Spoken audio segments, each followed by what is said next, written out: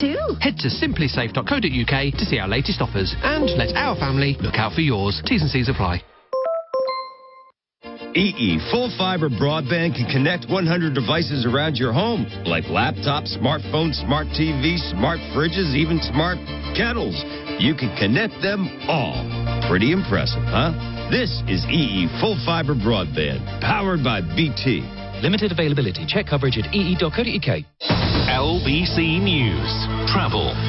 The M19 Edinburgh's closed southbound. That's for roadworks from the A90 to junction 1A for Kirkliston. In the West Midlands, the M42 is shut both ways. That's for weekend roadworks between junction 5 for Solihull and 6 at Birmingham Airport.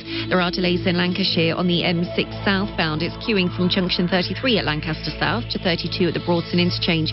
That was after an accident earlier. The M4 in Berkshire is closed eastbound for roadworks from junction 11 at Reading to 10 at Wokingham. And in Kent, the M20 is closed eastbound from junction 10 at Ashford South to 11 at Hyde for roadworks there. I'm Anne-Marie Walsh. Your next update is in 20 minutes here on LBC News. This is LBC News. LBC News time, it is 1:42 right now. Let's get a little more on our lead story. The latest, of course, out of Westminster. Jeremy Hunt says he's not taking anything off the table as Chancellor after being questioned over whether there'll be any more U-turns to the mini-budget. He says his Halloween fiscal statement will be more like a budget itself, hinting at further changes to come. The Prime Minister has faced heavy criticism, including from some of her own backbench MPs, for the approach that she has taken since entering number 10. Andrew Griffiths, the Financial Secretary to the Treasury, and says Tories need to unite behind the leader. It's really important at this time that we have stability. That's what the Chancellor's been talking about. That's what we're focused on in government. And that's what I think your viewers at home expect of us. You know, they're worried about their mortgages. They're worried about their energy costs. The last thing they want is more politicians talking about themselves. I'd say to colleagues, we've got to get behind the Prime Minister, work with the new Chancellor, put in place the right medium-term financial plan that we need, and then move from there. Well, Conservative MP Daniel Kaczynski thinks Kwasi Kwarteng was right to do what he did in his mini-budget. All Western European countries over the last 30 years have been running a bankrupt model. Look at the borrowing that's been taking place in all Western European countries, completely unsustainable levels of debt. Mr. Kwarteng is the first Chancellor, in my view, who's had the courage to say this model is completely unsustainable. We can't continue to borrow this amount of money. The view from the Labour Party now, where the Shadow Business Secretary Jonathan Reynolds says the government's performance so far has been dreadful. He's told LBC News they lack the stability and long-term policies required to fix the issue. The last few weeks have been, quite frankly, a disgrace. But this news this morning goes to the heart of what this problem really is. It's not about which Tory MPs do which jobs in Westminster. It's about the fact that people's mortgages are now higher than they needed to be. Business investment is going to be lower than it should be. Government borrowing costs themselves and the expenditure on that will go up. And these are the consequences. You know, when I hear the government try and pretend they can fix this by changing the Chancellor, they've got to understand the damage has already been done.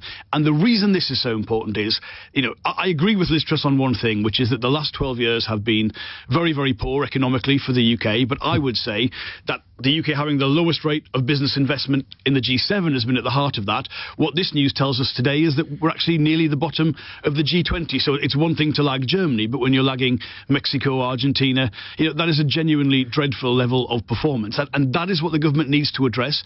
But it requires long-term policy. It requires stability. It requires consistency. And obviously, we're not getting any of those things. Well, the former Deputy Governor of the Bank of England, Sir Charles Bean, has said the financial turmoil is not as simple as just calling it a global issue. Frankly, I think it's disingenuous to say it's all a global phenomenon. It's not. There is a global element.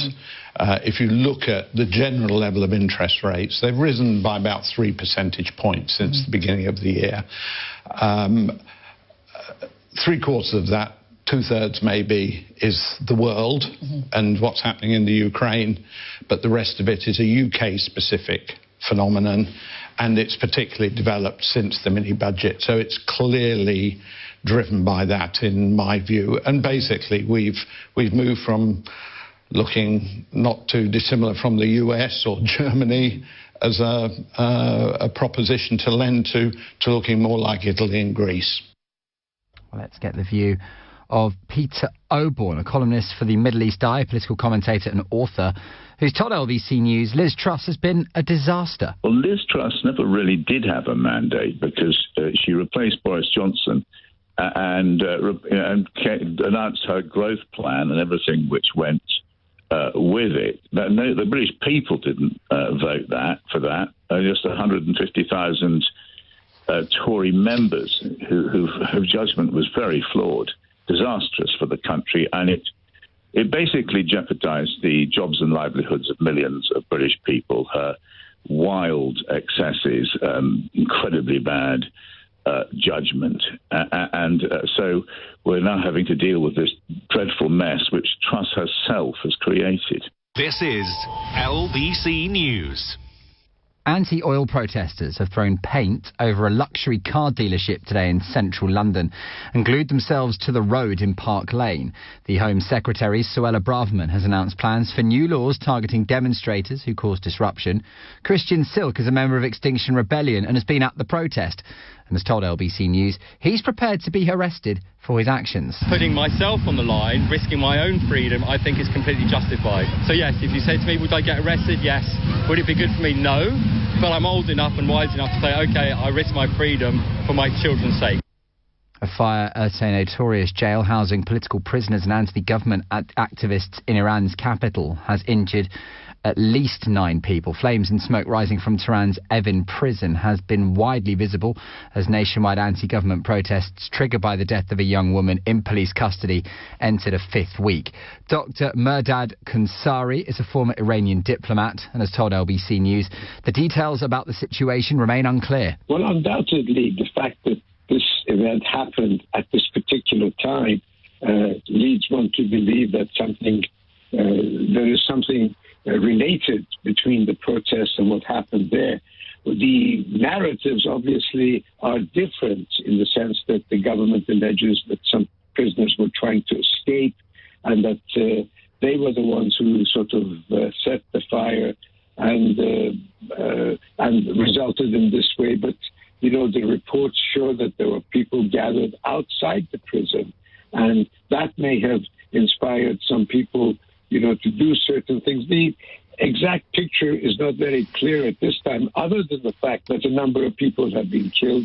They allege that 61 people are being treated in hospital, but one of the Iranian political activists in Europe, whose wife is there, said that, you know, that he believes that the numbers far exceed the number of dead and injured, far exceed, because, you know, Evin prison is a huge prison.